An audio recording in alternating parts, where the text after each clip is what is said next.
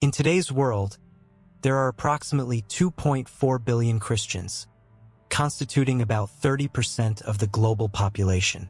However, Christianity was not as widespread in its early days. In the 1st century AD, the number of people gathering around Jesus of Nazareth did not exceed a few hundred. This situation remained relatively unchanged even after the crucifixion, or, in other words, ascension of Jesus. Considering the presence of a powerful empire like Rome, the spread of this new belief did not seem likely. Additionally, Christianity did not emerge as a new religion in its early years. Jesus and the initial believers were originally Jews and identified themselves as such. So, how did Christianity spread from the province of Judea, starting with the Roman Empire, to become the dominant religion within the empire's borders in just 350 years? When did it diverge from Judaism and begin to be recognized as a separate religion? Today, we will discuss these topics.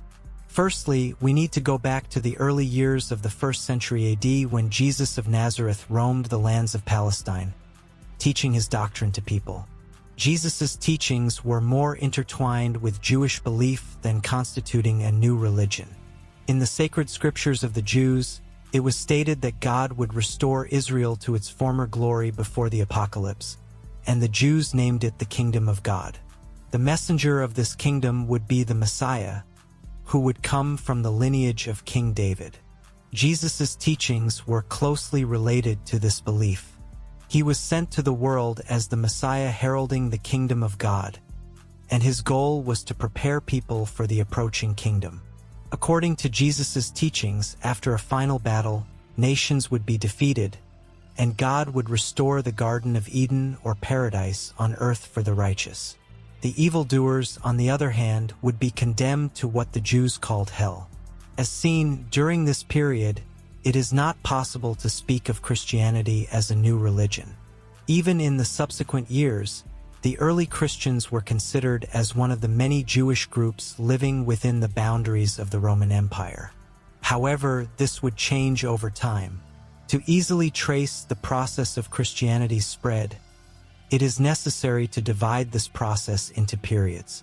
One of the periods that can be addressed in the post-1st century period is the Apostolic Age, or Acts of the Apostles, as mentioned in the Bible, which covers the missionary activities of the apostles. The Apostolic Age traditionally begins with the resurrection of Jesus, 3 days after his crucifixion. According to Christian belief, after Jesus' death, he entrusted his disciples with the task of spreading his faith worldwide. This event is referred to as the Great Commission in Christianity, and the apostles rapidly began to spread Christianity. The early Christians gathered secretly, holding small meetings in homes. These homes are considered the first churches in the history of Christianity. Moreover, Christian communities located in a city or town were also referred to as a church. Derived from the Greek word ecclesia, meaning assembly, congregation, or community, the term church indicated the gathering of people. Accordingly, the first Christian church and congregation emerged in Jerusalem because the apostles, after Jesus' ascension, stayed in Jerusalem and continued their activities there.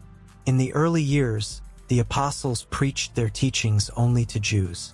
However, during this period, the general population of Jews living within the boundaries of the Roman Empire was only 7%. The remaining population, which held different beliefs, were pagans constituting 93% of the population. The general term for these non-Jewish communities was Gentiles. Over time, especially under the influence of Paul, whom we will mention shortly, missionary activities began to expand to include Gentiles. This development aligned well with the significant tasks Jesus had assigned to his apostles. Jesus had instructed his disciples to proclaim his teachings to all people. Moreover, there was a factor that facilitated the acceptance of Jesus' teachings by the Gentile class. Judaism was essentially a closed religion to outsiders, and it was impossible for the Gentile class to become members of this religion even if they wanted to. However, there was a tight relationship, both commercially and socially, between the two groups. Non-Jews frequently attended synagogue activities and festivals in cities belonging to Jews. They were seen as people who respected the God of Israel but continued to adhere to their local beliefs. These were the first Gentile groups to be informed about Jesus' teachings, and some of them were ready to embrace Jesus' teachings. Due to this sudden interest, it was decided at the meeting held in Jerusalem in the year 49 AD that those belonging to the Gentiles were not obliged to observe Jewish traditions. Instead, new prohibitions were established, such as abstaining from sexual desires and not benefiting from the meat and milk of drowned animals. Thus, a third class emerged in the region, including Jews, Christianized Jews, and non-Jewish Christians. Among the Jews, there were sects such as the Pharisees and Sadducees who were opposed to the teachings of Jesus. Christianized Jews and non-Jewish Christians constituted another group. The distinction between these two groups and the transformation of Christianity into a separate religion did not happen immediately. The process unfolded gradually, taking years for the two groups to religiously separate from each other. In the year 132, when Jews initiated a rebellion against Rome, the fact that Christians did not support this rebellion further sharpened the separation. One of the greatest turning points in the era of the Apostles and also in the history of Christianity occurred approximately 100 years before this rebellion, just a few years after the crucifixion of Jesus. The main character of this event was a devout Jew named Saul. Saul was born around the year 10 AD in Tarsus, which was within the borders of the Roman Empire at that time. Besides being Jewish, he was also a Roman citizen. After completing his initial education, focused on theology and philosophy in Tarsus, he went to Jerusalem, where he received lessons from prominent Jews. When he became an adult, he became a devout Pharisee influential among the Jews.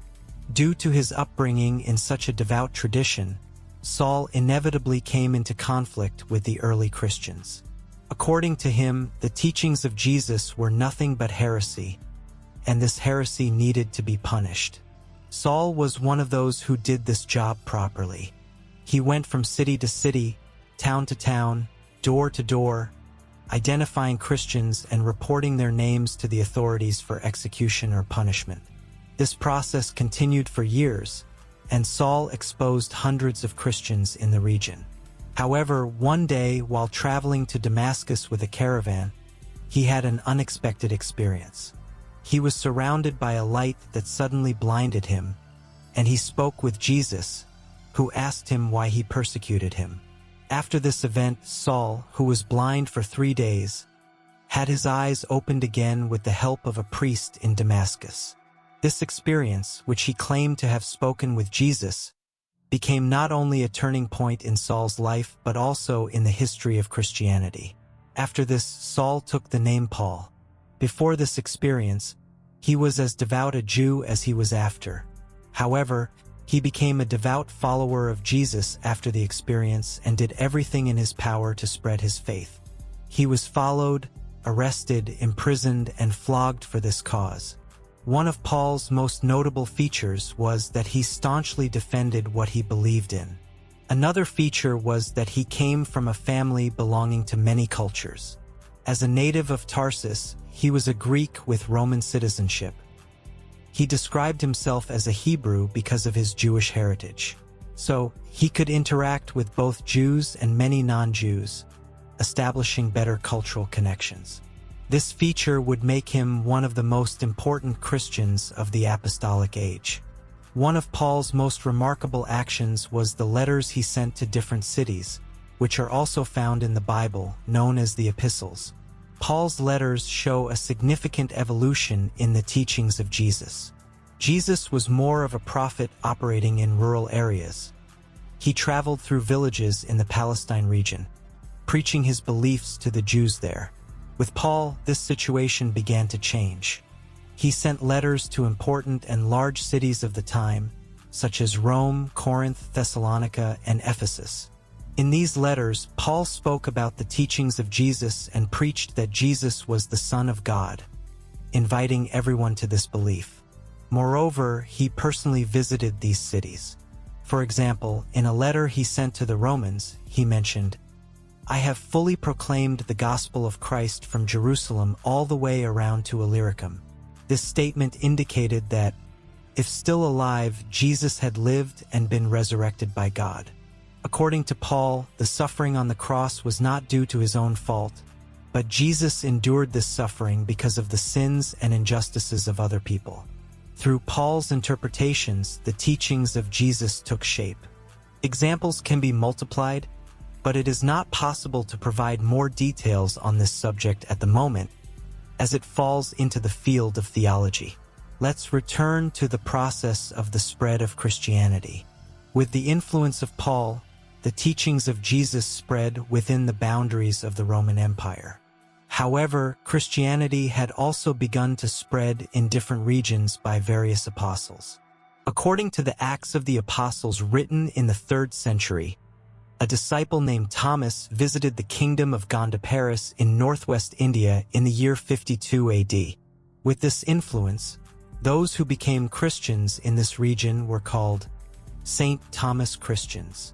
Although there is not much evidence about how Christianity spread in India, we know that this new belief rapidly spread over a large area.